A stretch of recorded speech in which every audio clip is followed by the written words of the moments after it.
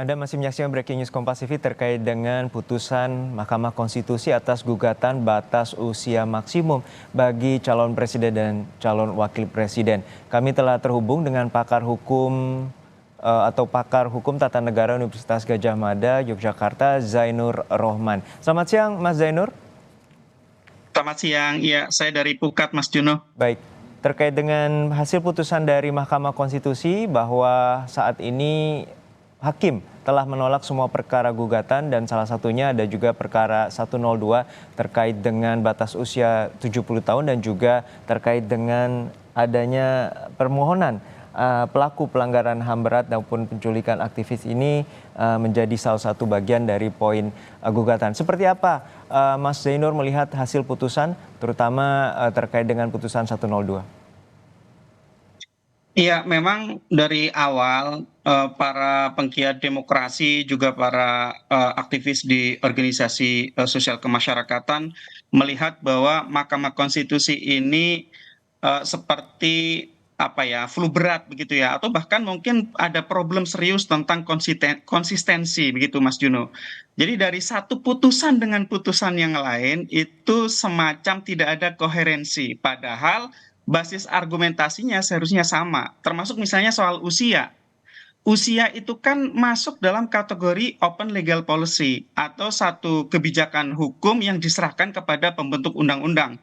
Ketika hari ini kita mendengar bahwa Mahkamah Konstitusi menolak gugatan adanya batas maksimal usia, seharusnya hal yang sama juga berlaku untuk batas minimal usia. Apa bedanya antara batas minimal dengan batas maksimal ketika selama kedua-duanya adalah sudah berusia dewasa? Artinya memang di satu sisi Mahkamah Konstitusi menggunakan satu pendapat yang konsisten, tetapi di sisi yang lain di waktu-waktu tertentu, momen-momen tertentu, Mahkamah Konstitusi tidak konsisten terhadap putusannya. Nah, itu kemudian yang banyak dikritik oleh masyarakat ketika Mahkamah Konstitusi di dalam mengeluarkan putusannya itu tidak ada satu pakem atau satu standar yang jelas yang dipegang teguh untuk memutus perkara siapapun penggugatnya, siapapun pemohonnya, atau siapapun yang akan diuntungkan atau dirugikan. Karena Mahkamah Konstitusi itu kan hanya berfokus pada isu konstitusionalitas dari satu norma. Apakah satu norma itu bertentangan atau tidak dengan ketentuan di dalam Undang-Undang Dasar 1945, Mas Juno. Sehingga kalau hari ini kemudian soal batas maksimal usia itu ditolak, Mas Juno, seharusnya kemarin di batas minimal usia juga seharusnya ditolak, dan itu harusnya ada konsistensi dari putusan Mahkamah Konstitusi yang bisa dilihat dari pertimbangan hukumnya, rasio desidendinya. Kenapa? Karena otak dari sebuah putusan itu terdapat pada pertimbangan hukum sehingga akan harusnya inline dengan amarnya, dengan putusannya, dengan perintahnya. Nah, itu yang kemudian banyak dikritik oleh masyarakat, Mas Juno. Ya, ini Anda menyoroti terjadinya inkonsistensi dan ini juga sebenarnya bukan ranah dari Mahkamah Konstitusi terkait dengan open legal policy. Dan dari pandangan Anda bahwa tadi juga ada interupsi ataupun keberatan terkait dengan adanya dugaan konflik of interest, mengingat bahwa dari hakim ketua ini merupakan paman dari salah satu calon atau bakal calon wakil presiden Gibran Rakabuming Raka. Lalu seperti apa Anda melihat bahwa proses di Mahkamah Konstitusi ini membuat publik bertanya-tanya? Iya, memang concern dari Pukat atau rekan-rekan yang selama ini bergiat di isu anti korupsi, di isu transparansi dan akuntabilitas, salah satunya adalah pengelolaan benturan kepentingan. Benturan kepentingan itu terjadi ketika seorang pejabat publik itu ketika mengambil keputusan diduga memiliki interest atau kepentingan pribadi. Nah, di dalam norma, di dalam etika itu ada tata cara bagaimana ketika seseorang itu berpotensi memiliki kepentingan pribadi ketika akan mengambil keputusan untuk jabatan publik. Caranya bagaimana? Caranya yang pertama tentu adalah melakukan pengunduran diri, ya. Pengunduran diri itu dilakukan ketika seorang pejabat itu punya hubungan keluarga dengan orang-orang yang diduga menjadi pihak ketika sebuah perkara itu berlangsung. Misalnya begini, Mas Juno, mengadili undang-undang itu artinya adalah mengadili produk dari DPR dan Presiden. bagaimana ketika seorang ketua MK itu mengadili sebuah undang-undang yang undang-undang itu dilahirkan atas persetujuan bersama antara iparnya yaitu presiden dengan DPR. Di situ saja sudah muncul potensi konflik kepentingan. Sehingga apa yang harus dilakukan? Paling ideal itu adalah seseorang yang punya konflik kepentingan itu mengundurkan diri. Dari mana? Dari jabatannya sebagai Ketua Mahkamah Konstitusi. Karena tugas-tugas dari Ketua MK itu sangat berkaitan langsung dengan tugas-tugas presiden. Yaitu yang pertama adalah mengadili permohonan judicial review undang-undang. Yang kedua adalah mengadili dugaan pemberhentian presiden yaitu impeachment. Yang ketiga adalah perselisihan hasil pemilihan umum, dan yang keempat adalah ketika mengadili sengketa kewenangan lembaga Baik, negara. baik. Semua kewenangan itu sangat berkaitan, Mas Juno, sehingga itu tadi. Baik, saat ini kami masih terhubung dengan Mas Zainur Rohman, peneliti Pusat Kajian Anti Korupsi dari UGM.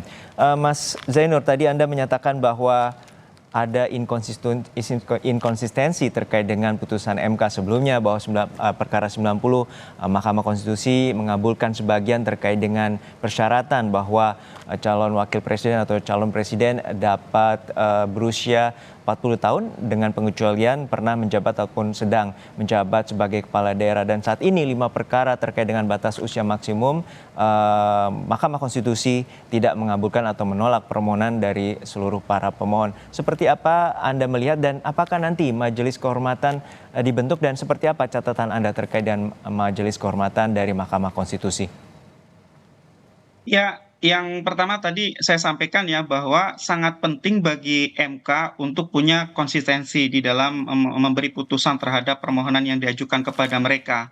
Konsistensi itu menjamin aspek kepastian hukum. Kalau batas usia minimum mereka kabulkan, meskipun melalui jalan berputar, yaitu ditambah dengan pendapat sudah pernah menjabat sebagai kepala daerah, tetapi kan publik tetap membaca itu kan soal batas minimum usia. Maka kemudian seharusnya ketika MK membuka kotak Pandora open legal policy, maka ketika ada permohonan batas usia maksimum juga seharusnya MK konsisten. Saya dari awal berpendapat bahwa soal usia itu adalah open legal policy yang menjadi kewenangan dari pembentuk undang-undang yaitu DPR dan Presiden, sehingga seharusnya MK tidak membuka kotak Pandora baik itu usia minimum maupun usia maksimum. Kalau putusan hari ini MK menolak, seharusnya itu putusan yang betul, ya. Tetapi kan kemudian publik mempersoalkan karena di putusan terdahulu MK membuka kotak Pandora dengan mengizinkan batas usia minimum karena kepala daerahnya itu sudah menjadi kepala daerah. Yang kedua soal tadi MK-MK, ya ini menurut saya sangat ditunggu oleh publik ya, adanya dugaan pelanggaran kode etik yang dilakukan oleh hakim-hakim di dalam Mahkamah Konstitusi. Ya, meskipun ada berbagai macam bentuk laporan ya, ada laporan soal bagaimana dianggap mempermalukan rekan koleganya sebagai sesama hakim, tapi bagi saya bukan seperti itu seharusnya yang diproses oleh MK-MK. Yang seharusnya diproses adalah bagaimana penghindaran konflik kepentingan di dalam satu majelis yang disebut sebagai Mahkamah Konstitusi ini. Itu yang harusnya diperiksa. Yang kedua adalah apakah ada irregularity atau satu hal yang janggal, tidak biasa di dalam MK melakukan rapat permusyawaratan hakim sampai menghasilkan satu kesimpulan. Yang ketiga adalah ketika di dalam pengambilan keputusan final, di dalam putusan tersebut itu kan ada concurring opinion dan juga dissenting opinion. Bagaimana cara bagi MK untuk mengambil putusan finalnya? Kan ada 3 kelompok pendapat besar di dalam perkara yang kemarin begitu ya. Tetapi kan kemudian hasil akhirnya adalah tetap menguntungkan bagi pemohon, yang kita tahu akhirnya putusan tersebut tadi malam dan hari ini kita dengar digunakan oleh salah satu pasangan calon presiden untuk kemudian akan mendaftarkan diri. Nah, saya ingin melihat bahwa MK-MK ini dapat melakukan pengusutan secara objektif, secara profesional untuk menegakkan etik di internal Mahkamah Konstitusi, khususnya dari aspek itu tadi, ada atau tidaknya konflik kepentingan, juga bagaimana prosedur di dalam Mahkamah Konstitusi itu di dalam mengambil keputusan melalui rapat permusyawaratan hakim, juga ada atau tidaknya bentuk-bentuk perbuatan-perbuatan yang bisa dikatakan tidak menjunjung tinggi harkat dan martabat dari hakim konstitusi, Mas Juno.